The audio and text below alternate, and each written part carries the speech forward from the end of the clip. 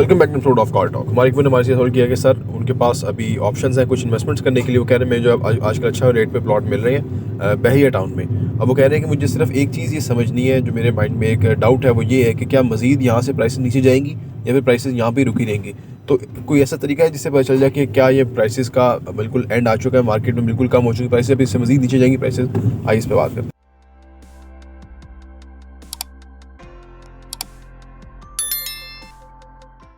बिस्मिल्लाहिर्रहमानिर्रहीम, अस्सलाम वालेकुम रहमतुल्लाहि व बरकातहू। देखिए जी, अगर इलेक्शन नहीं होते और लोग निकल आते हैं जी, लोग जो है रोड ब्लॉक कर देते हैं, कोई इस तरह का सिनेरियो मुल्क में हो जाता है तो कीमतें और नीचे आने का चांस है।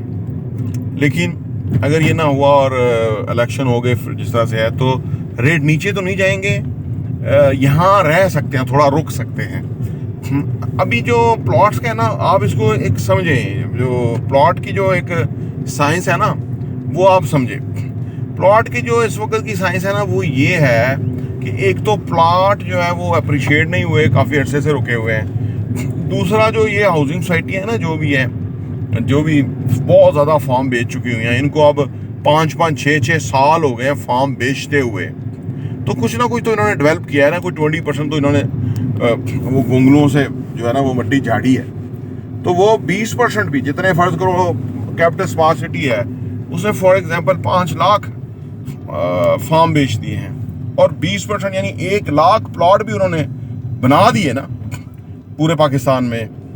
तो 1 लाख प्लॉट मार्केट में आने का मतलब ये है कि ऑलरेडी प्लॉटों को कोई पूछ नहीं रहा, तो वो भी एक चीज़ सामने आ जाएगी कि जिसका खरीदार कौन होगा। प्लॉटों में पिछले कोई 25-30 साल से बहरिया, DHA और बाकी जो सोसाइटियाँ बात बनी, प्लॉटों में लोग इसलिए इन्वेस्ट करते थे टू गेट प्रॉफिट, ठीक है ना, क्योंकि अप्रिशिएट हो जाते थे प्लॉट।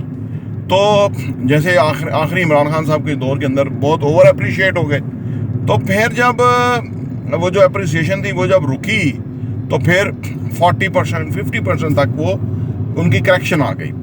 अब वो करेक्शन 50% तक आई हुई है और साथ मार्केट में और भी प्लॉट आ रहे हैं जी, जिन्होंने लाखों फाइलें बेच रही हैं। उन्होंने कोई, अगर किसी ने लाख फाइल बेची है उसने 20,000 प्लॉट तो वही बना लेगा ना। मेट्रो गुजर खान वाला भी कुछ बना रहा है, कोई अगले भी बना रहे हैं, तो वो प्लॉट फिर मार्केट में आ जाएंगे और उसकी फिर सप्लाई बहुत होगी और ख़रीदार पाकिस्तान में प्लॉट वही ख़रीदता है। जैसे आजकल बहरिया में अगर 10 मरले का प्लॉट ख़रीदें तो 4.25 लाख रुपया ख़रीदार को टैक्स देना पड़ता है और लाख रुपया बेचने वाले को टैक्स देना पड़ता है। तो आप समझ लीजिए 4.5 लाख रुपया तो टैक्स ही चला जाता है। तो ये वो टैक्स भरता है कि जिसने घर बनाना होता है, क्योंकि उसने कहा मैंने कौन सा बेचना है, मैंने तो अपने नाम तो कराना ही कराना है ना, सारी वाले पैसे दे दिए तो अपने नाम तो कराएगा ना, ताकि उसकी एक पीस ऑफ माइंड हो। ज़िंदगी में हो तो पता कोई नहीं, चीज़ों को किसी डायरेक्शन में लगाना होता है, कल को और भी इशू आ सकते, तो वो कराता है। घर भी वही बनाएगा जो कि एंड यूजर होगा। घरों की भी इस वक्त जो फिजिबिलिटी है कि लोग कोई कंपनियां घर बनाएं और बना के वो बेचें, वो भी कोई अभी कोई बहुत अच्छी नहीं है फिजिबिलिटी, क्योंकि घर ऑलरेडी मार्केट में अवेलेबल हैं बहुत चीप और रीजनेबल प्राइस्ड।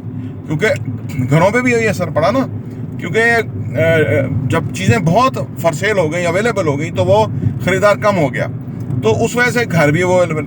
तो इसका ये सारों का कंक्लूजन ये है कि प्लॉट्स जो है वो इस वक्त कोई बेस्ट ऑप्शन नहीं है टू इन्वेस्ट, ठीक है ना। तो इसलिए प्लॉट जो है वो इसकी मिनिमम के ऊपर कीमत आई हुई है। तो मैं कह रहा हूँ कि अगर ये जिस तरह से मौजूदा निज़ाम चल रहा है यही चलते रहे तो हालात इससे ऐसे ही इससे बुरे हो जाएंगे, क्योंकि 24 अरब डॉलर हमने अगले साल पे करना है हर जगह।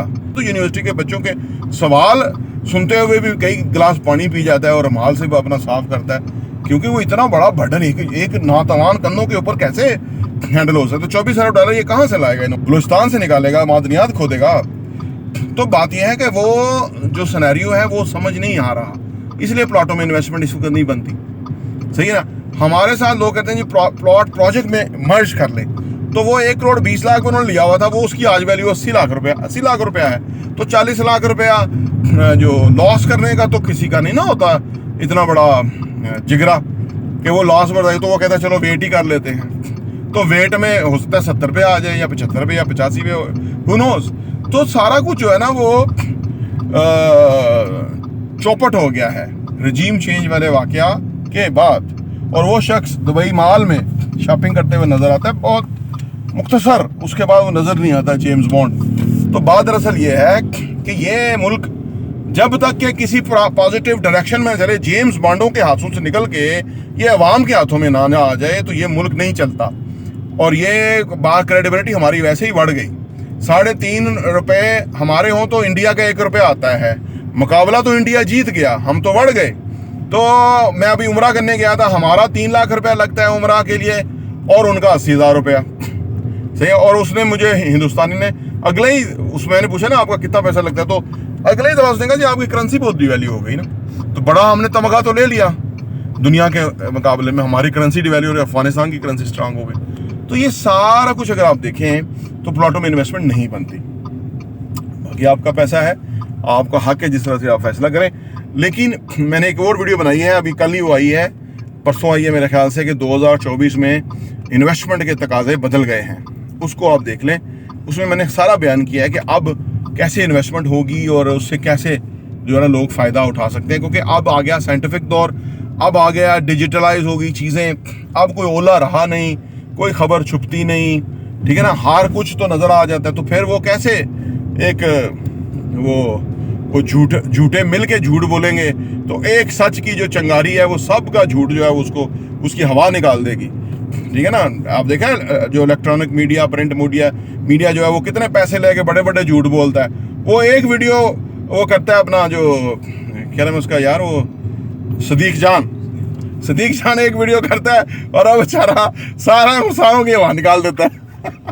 सही है ना। तो ये बात यह है कि ये अल्लाह का कानून है कि फ़िरौन के आगे मूसा है, तो वो सदीक जान है और इस तरह के बंदे बेचारे कि जो एक आम से पाकिस्तानी हैं जी, कोई प्रिविलेज क्लास और कोई अशराफिया के नुमाइंदे नहीं हैं, इस मुल्क के बेटे हैं, मुहिबे वतन हैं, सही है ना।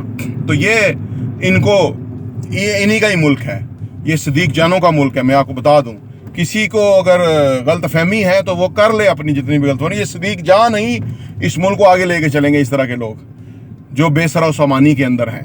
तो अल्लाह से दुआ है कि अल्लाह पाकिस्तान की खैर फरमाए और पाकिस्तानियों को शऊर अता करे। शऊर से बड़ी ताकत कोई नहीं, शऊर से बड़ी नेमत कोई नहीं, शऊर से बड़ी ब्लेसिंग कोई नहीं। लेकिन अल्लाह से दुआ है, अल्लाह से गुजारिश है कि अल्लाह हमारे पाकिस्तान की खैर फरमाए और इधर सच्चे मुहिबे वतन, अहल, कॉम्पिटेंट लोगों की राय के वाले लोग जो है वो आए, जिनका मुस्तकबिल रोशन और माजी ताबनाक हो। ये कि नहीं, माजी के गंदे किरदार कभी भी सही नहीं हो सकते, आप वो चीज़ जो है ना वापस कभी सही नहीं हो सकती। तो बहरहाल इस वक्त जो सूरत हाल है वही है। प्रॉपर्टी टीवी देखने का बहुत बहुत शुक्रिया।